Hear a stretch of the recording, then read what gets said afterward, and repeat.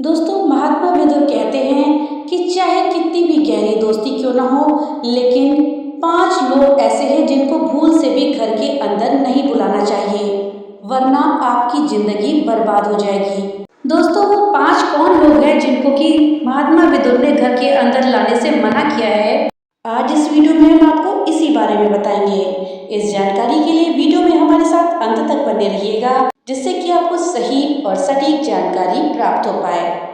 महात्मा बुद्ध कहते हैं कि इस बात को समझने से पहले हमें एक कहानी सुननी चाहिए। इस कहानी के माध्यम से हम ये बात भली भांति समझ पाएंगे। तो दोस्तों, इस कहानी को बहुत ही ध्यान से सुनिएगा। ये कहानी एक छोटे से गांव की है। एक गांव में एक पति और पत्नी रहते थे। उनका एक पुत्र था जिसका नाम शिव था। शिव अभी छोटा ही था। शिव माता पिता का इकलौता लाडला पुत्र था। धीरे धीरे वो बड़ा होता चला गया और शादी के योग्य हो गया। माता पिता ने एक सुंदर और सुशील लड़की देख करके शिव का विवाह करा दिया। शिव की पत्नी बहुत ही सुंदर थी और वो अपनी पत्नी से बहुत प्यार करता था। धीरे धीरे समय बीतता चला गया और शिव के माता पिता का देहांत हो गया। चूंकि शिव अपने माता पिता का इकलौता बेटा था, तो वो काम करना नहीं जानता था। उसे कोई भी काम धंधा नहीं आता था। माता पिता के गुजर जाने के बाद उसके पास जो भी पूंजी थी वो धीरे धीरे खर्च होने लगी। अब उसके घर में गरीबी आ गई। खाने पीने के लिए भी कुछ भी नहीं बचा। वो अपने पति से बाहर जाकर के काम धंधा करने के लिए कहती थी, लेकिन शिव कहता, मुझे काम करना नहीं आता, मुझे काम पर कौन रखेगा। तब उसकी पत्नी ने समझाया कि तुम्हारे मामा के लड़के परदेश में काम करते हैं, तुम उन्हीं के साथ जाकर के काम करने क्यों नहीं चले जाते। शिव इस बात के लिए राजी हो जाता है और अपने मामा के लड़कों के साथ काम करने के लिए परदेश चला जाता है। शिव का एक नौजवान दोस्त था जो अपने मित्र शिव से मिलने के लिए शिव के घर पर आता जाता रहता था। एक दिन शिव का दोस्त शिव से मिलने उसके घर आया। शिव की पत्नी ने दरवाजा खोला और कहा कि शिव तो घर पर नहीं है, वो कुछ धन कमाने के लिए विदेश गए हुए हैं। शिव के दोस्त ने शिव की पत्नी को पहली बार देखा था। उसने जब उसे देखा तो वो उसे देखता ही रह गया, क्योंकि शिव की पत्नी थी ही इतनी खूबसूरत। शिव का दोस्त उस पर मोहित हो गया। उसने अपने जीवन में इतनी सुंदर स्त्री पहली बार देखी थी। वो आश्वासन देते हुए कहने लगा कि कोई बात नहीं है, अगर तुम्हें किसी चीज की जरूरत पड़े तो तुम मुझे बताना। इतना कहकर वो वहां से चला गया। लेकिन शिव की पत्नी की सुंदरता उसके दिल और दिमाग पर छा जाती है। अब तो दोस्त की पत्नी की याद में पागलों की तरह इधर उधर भटकने लगता है। एक दिन वो अपने मित्र शिव के घर फिर पहुंच जाता है और शिव की पत्नी को कुछ पैसे देकर बोलता है कि ये लो, शिव ने मुझे संदेश भेजा है कि कुछ पैसे मेरी पत्नी को दे देना, इसलिए खर्चे के लिए ये पैसे आप अपने पास रख लीजिए। शिव की पत्नी ने वो पैसे अपने पास रख लिए। इस प्रकार वो रोजाना कुछ न कुछ इसी बहाने से कुछ न कुछ देने के लिए उसके घर चला आता और शिव की पत्नी के पास बैठकर बातें करता। बातों ही बातों में एक दिन शिव के दोस्त ने शिव की पत्नी को कह दिया कि मैं तुमको पसंद करता हूँ और तुम्हारे साथ रहना चाहता हूँ। तुम्हारी सुंदरता मेरे दिल में घर कर गई है और मैं आपके बगैर अब नहीं जी सकता हूँ। शिव की पत्नी को ये बात बिल्कुल भी पसंद नहीं आती है। वो शिव के दोस्त को धक्के मारकर घर से बाहर निकाल देती है। अब दोस्त ने सोचा कि एक ना एक दिन तो मैं इसे हासिल करके ही रहूंगा और अपने अपमान का बदला जरूर लूंगा। मैं जब तक इससे बदला नहीं ले लेता तब तक मैं अपने घर नहीं जाऊंगा। दोस्तों, शिव की पत्नी उसके दिमाग में इस तरह बस गई थी कि वो किसी भी कीमत पर उसे पाना चाहता था। उसने उसी दिन एक योगी का रूप बना लिया और नगर के बाहर एक झोपड़ी बनाकर रहने लगा। वो जब तक भिक्षा मांगने के बहाने से शिव के घर पर घूमने आया करता था। दोस्तों, उधर शिव जो था वो धन कमाने के लिए परदेश में था। उसकी दोस्ती कुछ गलत लोगों से हो जाती है और वो नशा करने लगता है। जब शिव लौटकर अपने घर आता है तो कुछ भी धन अपने साथ नहीं लाता और जो भी कुछ धन उसने कमाया था वो सब शराब में उड़ा दिया। अब पत्नी बेचारी फिर से मन मारकर रह जाती है। घर की स्थिति दिन पर दिन और भी बिगड़ती जा रही थी। घर में खाने के लिए अन्न का एक दाना भी नहीं था। बेचारी पत्नी ने सोचा कि अब मुझे ही कुछ करना पड़ेगा और वो दूसरों के घर में जाकर काम करने लगती है। धीरे धीरे समय बीतता चला गया। शिव की कोई संतान भी अभी तक नहीं थी। शिव की पत्नी ने एक दिन शिव से कहा कि हमारी शादी को इतने दिन हो गए हैं, अभी तक हमारे कोई संतान नहीं हुई है। मैंने सुना है कि किसी संत महात्मा के आशीर्वाद से संतान की प्राप्ति हो जाती है। हमारे नगर के बाहर कोई पहुंचे हुए योगी आए हैं, हम उन्हीं के पास चलते हैं। तो शिव कहता है कि नहीं, हम उन साधु महाराज को यही बुला लाते हैं, हो सकता है उनके आशीर्वाद से हमारे कोई संतान हो जाए। ये सब बातें सोचकर वो दोनों पति पत्नी पहले तो उस योगी के पास जाते हैं जो कि शिव का मित्र था, जिसने अपने अपमान का बदला लेने के लिए योगी का रूप रखा था, लेकिन उसके बड़े बड़े बाल हो चुके थे, जिसकी वजह से शिव अपने मित्र को नहीं पहचान पाया। वीडियो में आगे बढ़ने से पहले आपसे एक छोटी सी रिक्वेस्ट है कि अगर अभी तक आपने वीडियो को लाइक नहीं किया है तो कृपया वीडियो को लाइक कर दें और ज़्यादा से ज़्यादा शेयर करें, जिससे कि ये जानकारी अधिकतर लोगों तक पहुंच पाए। और हाँ, अगर चैनल पे पहली बार आए हैं तो चैनल को सब्सक्राइब कर दें और बेल आइकन दबाना ना भूलें, जिससे कि मेरी वीडियो सबसे पहले आप तक पहुँच सके। तो चलिए वीडियो में आगे बढ़ते हैं। पति पत्नी उस साधु को प्रणाम करके कहने लगे, साधु महाराज, हमारे शादी को काफी समय हो चुका है, परंतु अभी तक हमारे कोई संतान नहीं है, इसलिए ऐसा कोई उपाय बताइए जिससे कि हमारे संतान हो जाए। उन दोनों की बातें सुनकर वो ढोंगी साधु मन ही मन बहुत खुश होता है। वो सोचने लगा कि अब वक्त आ गया है बदला लेने का। थोड़ी देर साधु अपनी आंखें बंद करता है और फिर बोलता है, हे बालक, तेरी पत्नी पर भूत का साया है, जिसने तेरी पत्नी की कोख को बांध के रखा है। अगर इससे बचना चाहता है तो तुम्हें 1 महीने तक मेरी कुटिया पर हर रोज हाजिरी लगानी होगी, और जब तक मुझे भी अपने घर बुलाना होगा तभी तुम्हें संतान की प्राप्ति हो सकती है। इस बात के लिए वो दोनों राजी हो जाते हैं। उसके बाद कुछ दिनों तक तो पति पत्नी दोनों हाजिरी देने एक साथ आते रहे। कभी कभी साधु उनके घर भी चला जाता था। उसने अपनी पत्नी से और उस साधु को छूट दे रखी थी कि साधु महाराज जब चाहे उनके घर आ सकते हैं और जब चाहे वो और उसकी पत्नी साधु के पास जा सकते हैं। महात्मा विदुर कहते हैं, वो व्यक्ति राजा हो ही नहीं सकता जो शक ना करता हो। अब कहने का मतलब ये नहीं है कि आप किसी पे विश्वास ना करें, विश्वास करें, लेकिन इस तरह से करें कि अगर व्यक्ति आपको धोखा भी दे तो वो आपको नहीं, खुद को दे। आप पूर्ण रूप से विश्वास अपने माता पिता के अलावा किसी पर भी ना करें। शिव ने यही गलती कर दी थी और धीरे धीरे समय गुजरता चला गया। फिर वो साधु कहने लगा कि अब तुम्हारी पत्नी को अकेला ही मेरे पास आना पड़ेगा। उस दिन के बाद मोहन की पत्नी साधु की कुटिया पर अकेले जाने लगी, तो साधु उससे कभी कुछ काम करवाता था, कभी कुछ करवाता था, कभी उससे उसके कपड़े हटाने के लिए कहता था, क्योंकि वह उससे संबंध बनाने की कोशिश में था।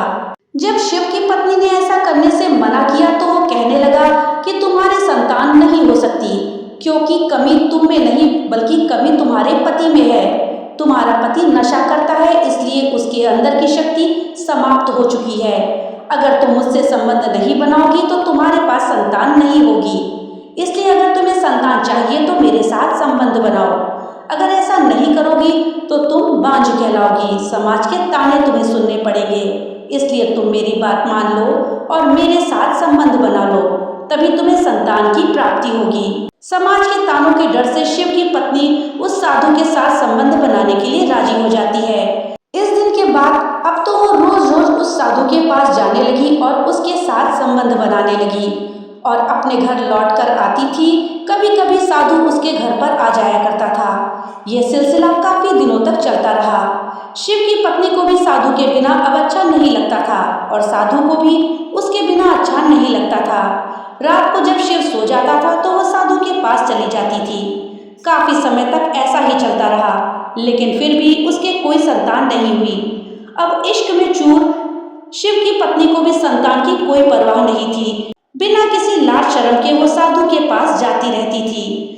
एक बार रात के समय गांव वालों ने उसे भोजन लेकर साधु की झोपड़ी की ओर जाते देखा, तो गांव वालों ने छिपकर देखा कि वो साधु को भोजन कराकर उसके साथ संबंध बनाकर वापस लौट आई है।